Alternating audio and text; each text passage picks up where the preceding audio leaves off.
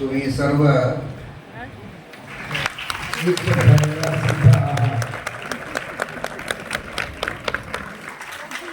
तीर्थ घेण्याच्या आधी श्रीमन्मध्वाचार्यांनी कृष्णामृत महारणवामध्ये तीर्थप्राशनाबद्दल जे महात्म्य सांगितलेले आहे त्याच्या अनुसंधान करून तीर्थ घेणे फार मुख्य आहे.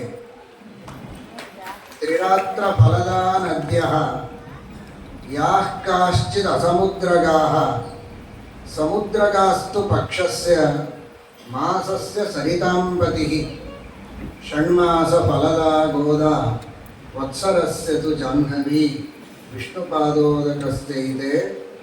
विष्णुपादोदकस्तेताः कलां नार्हन्ति षोडशी. त्रिरात्र फलदा नद्यः याः काश्चित् असमुद्रगाः, ज्या नद्या समुद्राला जात नाही समुद्रगामिनी म्हणतात. जी नदी समुद्राला जाते तिला समुद्रगामिनी म्हणतात. ज्या नद्या समुद्रगामिनी नाही त्या नदीमध्ये अंघोळ केलं तर 3 दिवसापर्यंत उपवास केल्याने 3 दिवसापर्यंत विहीर या आड इत्यादीमध्ये अंघोळ केल्याने जे पुण्य मिळते तसेच 3 दिवसापर्यंत यज्ञ केल्याने उपवास केल्याने व्रत नियम जप अनुष्ठान केल्याने जे पुण्य मिळतं ते पुण्य एकदा त्या नदीमध्ये अंघोळ केलं तर आम्हाला मिळते. तेवढं पुण्य आहे. भगवंतांनी आम्हाला फार सोपा करून दिलेले आहे. त्यानंतर समुद्रगास्तु पक्षस्य, ज्या नद्या समुद्राला जातील त्या नद्यामध्ये अंघोळ केल्या तर 1 पक्षापर्यंत 15 वाड्यापर्यंत जप केल्याने उपवास केल्याने यज्ञ केल्याने आणि समुद्राला जे जात नाहीत त्या नद्यामध्ये स्नान केल्याने जे पुण्य मिळतं तेवढा पुण्य 1 दिवस एकदा समुद्रगामिनी नदीमध्ये स्नान केलं तर आम्हाला पुण्य मिळते. मासस्य सरितांपतिः, समुद्र आहे. समुद्रामध्ये तुम्ही सर्व मुंबईकर फार पुण्यवंत आहात. वारंवार समुद्रामध्ये स्नान करीत असतात. 1 दिवस समुद्रामध्ये स्नान केल्याने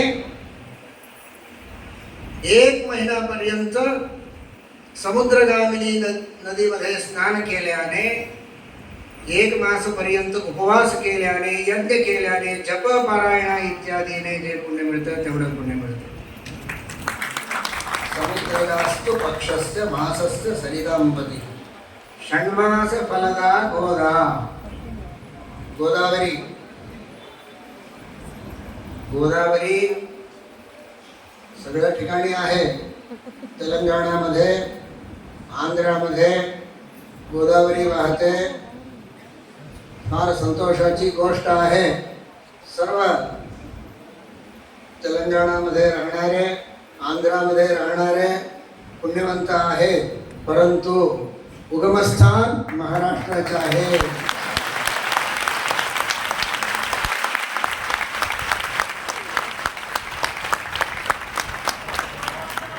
त्र्यंबकेश्वर,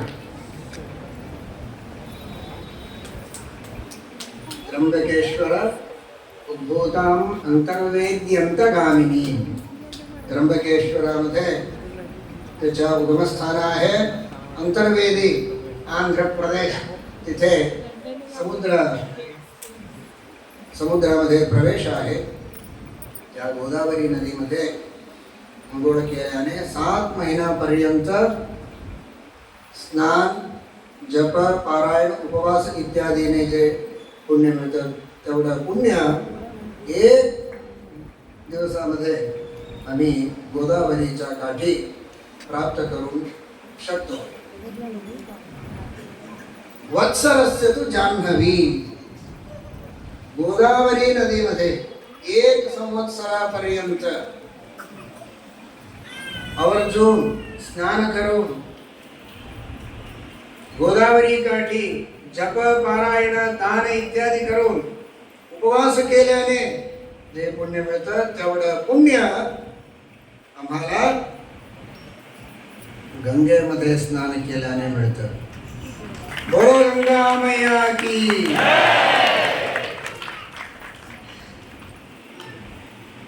योऽसौ सर्वगतो विष्णुः चित्स्वरूपी निरंजनः स एव द्रवरूपेण गंगांभो नात्र संशयः म्हणून पुराणामध्ये भगवान वेदव्यासांनी सांगितलेलं आहे. एक एक कणामध्ये बिंदूमध्ये अनंत गुण परिपूर्ण निर्दोष परमपवित्र परममंगल भगवंताच्या सन्निधान आहे गंगेमध्ये. त्यानंतर नुसतं गंगादी तीर्थामध्ये स्नान केल्याने जे पुण्य मिळतं त्याच्यापेक्षा अत्यंत अतिशय पुण्य, अत्यंत अधिकतम पुण्य त्या गंगादी तीर्थाच्या जल घेऊन भगवंताला अभिषेक करून तीर्थ घेतलं तर